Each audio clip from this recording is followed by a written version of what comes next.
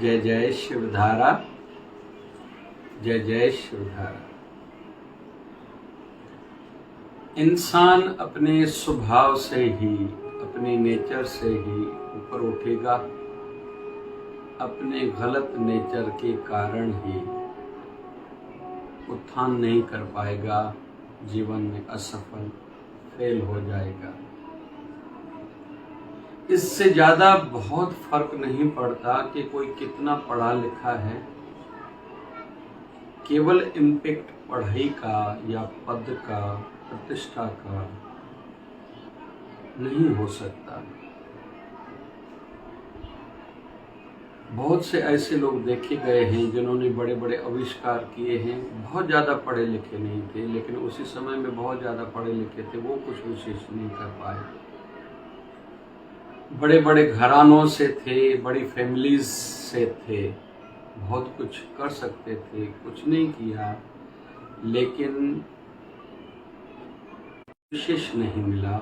घर की सुख सुविधाएं, सपोर्ट नहीं मिली, लेकिन बहुत ऊंचे गए। संतों में संत कबीर को देखते हैं, संत रविदास जी महाराज को देखते हैं, गोस्वामी तुलसीदास जी महाराज को देखते हैं, हमारे गुरु नानक देव भगवान जी को देखते हैं। इनको बहुत ज़्यादा सपोर्ट परिवार से नहीं मिलती, उस कारण वो आगे नहीं बढ़े थे। उन्होंने अपने व्यक्तित्व का इतना विकास किया, इतनी ऊंचाई लाई कि बहुत ऊंचे हो गए। तो अपने स्वभाव, अपनी आदतें, अपनी सोच, अपना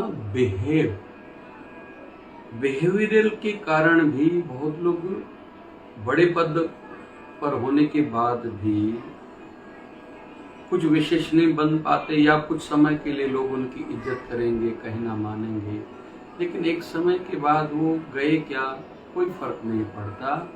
लेकिन वहीं पैरेलली अच्छा था, रवैया अच्छा था, सोच अच्छी थी, आदतें अच्छी थी, बहुत कुछ करके गए संसार में। कहते तो ऐसा भी है वर्तमान में, आज जो महिलाओं में जो माता सबसे ज्यादा धनवान है,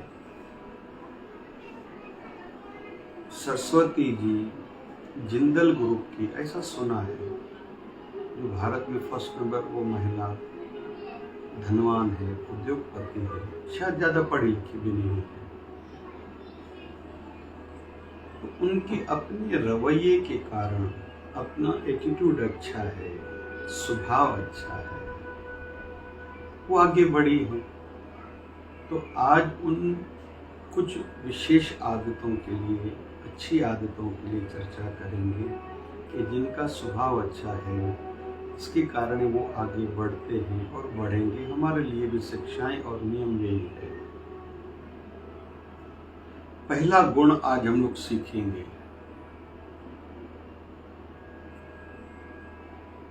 बड़ों का कहना मानना। उसमें हमारे घर के बुजुर्ग हो गए, सीनियर्स हो गए, बड़ा भाई, बड़ी बहन, चाचा चाची, मामा मामी, हमारा फ्रेंड, फिर हमारा गुरुदेव। कुछ लोगों की आदत क्या होती है कि किसी का मुझे कहना नहीं मानना, मुझे सब समझता है, मैं कोई बुद्धू हूँ, मैं कोई नासमझ हूँ, ये लोग मुझे सिखा रहे हैं, बता रहे हैं, खुद को जाके सिखाएं, बताएं, पहले खुद करके आएं, दूसरों को करके, दूसरों से करके दिखाएं, मतलब मानते नहीं हैं। इसी कारण बहुत लोग रुक जाते हैं। कहते हैं कि एक गुरुदेव थे, संत थे, दो शिष्य हैं, दोनों को लालटेन दी, जाओ गांव के बाहर निकलो, 5 किलोमीटर बाहर दूसरा गांव है, वहाँ मंदिर है, दर्शन करके वापस आ जाओ, आप दोनों पर मुझे विशेष कृपा करनी है। दोनों शिष्य गुरु आश्रम से तो बाहर निकले। एक शिष्य ने देखा लालटेन की केवल 5-10 आ गया है, गुरुदेव जो कहेंगे वो ठीक ही होगा, मेरा हित उसमें होगा, मुझे फायदा ही मिलने वाला है। भले मेरी सोच 5 कदम तक नजर जो रोशनी आ रही उतनी तक कर रही है, लेकिन मेरे गुरुदेव की सोच तो असीम है, उनकी कृपा मेरे साथ है। जैसे 5 कदम आगे चला, मैंने देखा कि 5 कदम और लालटेन की लाइट आगे गई। ऐसे करता गया मैं 5 किलोमीटर के बाद वाले मंदिर में आपकी आज्ञा अनुसार दर्शन किया मैंने, फिर लौट के आ गया। दूसरे से पूछा तुम? बोले मैंने देखा 5 कदम तक ही तो लाइट जा रही है। तो 5 कदम कहाँ, 5 किलोमीटर कहाँ, मैं वहीं रुका रहा। तो हम छोटे से इस उदाहरण से सीख रहे हैं, दोनों को आज्ञा की है, फैसिलिटी सुख सुविधाएं एक जैसी हैं, लेकिन उसने आज्ञा माने, सफल हो गया, गुरु की विशेष कृपा पाई, वो रुक गया, फेल हो गया।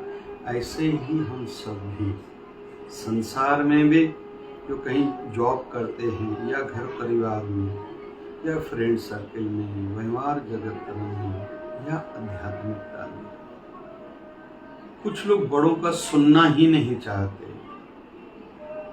रुके रहते हैं। आध्यात्मिक जगत में बहुत लोग तो गुरु धारण करने का सोचते नहीं हैं, उनको लगता है मुझे समझता है, रह जाएंगे। या पढ़ के कोई ज्ञानी बनता था तो दुनिया ज्ञानी बन जाती थी, लेकिन देखा जाता है नॉलेज ज़रूर बढ़ती है, लेकिन उलझनें भी उतनी साथ में बढ़ती हैं।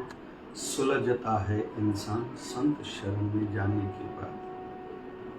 तो दूसरे लोग जो संत शरण में आए हैं, गुरु से जुड़े हैं, लेकिन गुरु के वचन सुने अनसुने करते हैं, वह भी रह जाएंगे, वो ऊपर उठ नहीं पाएंगे, क्योंकि उनको ऐसे लगता है मुझे सब समझता है, या इतना इम्पोर्टेंट नहीं समझते गुरु वचनों को, शास्त्रों की आज्ञाओं को, संस्कृति के नियमों को, प्रकृति के नियमों को। उनको लगता है ये यूजलेस है।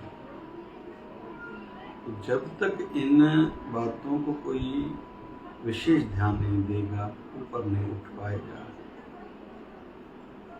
दूसरा गुण हम लोग सीख रहे हैं छोटे सी उदाहरण से। एक सब्जी वाला है, एक व्यक्ति सब्जी लेने के लिए गया, पूछा टमाटर कितने का किलो? बोले 20 रुपए का। आलू कितने का किलो? बोले 25 रुपए का। ये आज का रेट है। ऐसे पूछता जा रहा है। इतने में एक गरीब महिला आई उस दुकानदार के पास। टमाटर कितने का किलो? बोले 10 रुपए का। आलू कितने के हैं? बोले 10 रुपए के। ऐसे सबके कम रेट बताए। उस माता ने थोड़ा खरीद किया, लेके गई, चली गई।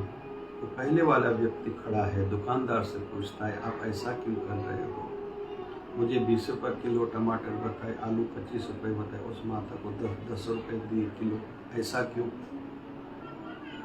दुकानदार कहता है वो अम्मा, इसका पति गुजर गया है, छोटे बालक है, कमाने वाला नहीं है, स्वाभिमानी है, मांग कर भी फ्री में लेना इनको अच्छा नहीं लगता। मुझे पता है, मैं इसको बहुत कुछ देना चाहता हूँ, ये ज़रूरतमंद माता है, नहीं लेती, लेकिन पता नहीं कहीं से मेहनत करके, घरों के काम करके, झाड़ू पोछा करके पैसे लाती है। लेकिन मैंने ये देखा है, जिस दिन मैंने इसको सस्ते में दिया है, उस दिन मेरी कमाई डबल होती है। मैं वैसे देना तो इसको फ्री में चाहता हूँ, नहीं लेती है, लेकिन जिस दिन मैंने इसकी मदद की है, उस दिन मुझे बहुत फ़ायदा हुआ है। मैं चाहता हूँ ये मेरी दुकान पर आए और रोज़ कुछ न कुछ खरीदे करे।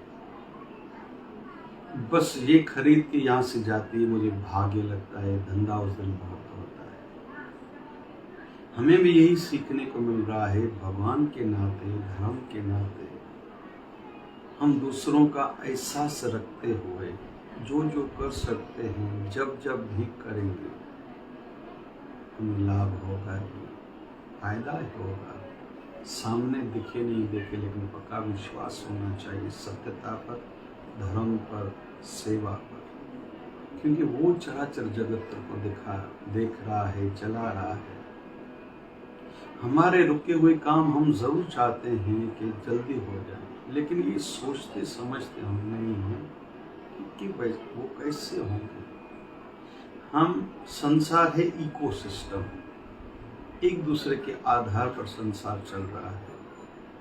कोई बीज बो रहा है, कोई खेती कर रहा है, कोई काट रहा है, कोई आके नगरों में बेच रहा है, महानगरों से फिर विदेश में कुछ अनाज या चीज़ें जाती हैं, फिर दुकानदार के पास आती हैं, फिर कोई कपास बोता है, उससे कोई धागा बनाता है, कोई कपड़ा बनाता है, फिर कोई कपड़े सीता है। ये इकोसिस्टम एक दूसरे पर आधारित है हम लोग।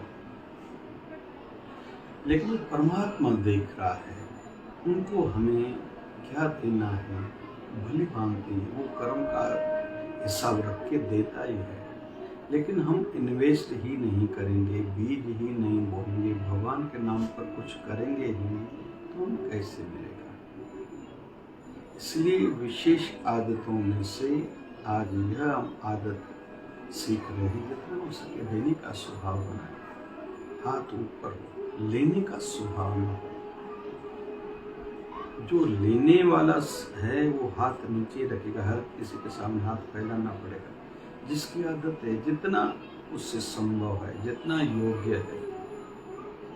मैं अक्सर स्टूडेंट्स को कहता हूँ, कम स्टैंडर्ड आपसे नीचे वाले उनको ट्यूशन पढ़ाओ फ्री में, किसी को मार्गदर्शन दो। धंधे वाले भाइयों को कहता हूँ, जो आपके नीचे वाले वो कैसे उठें, तरक्की करें, उनको सिखाओ, समझाओ।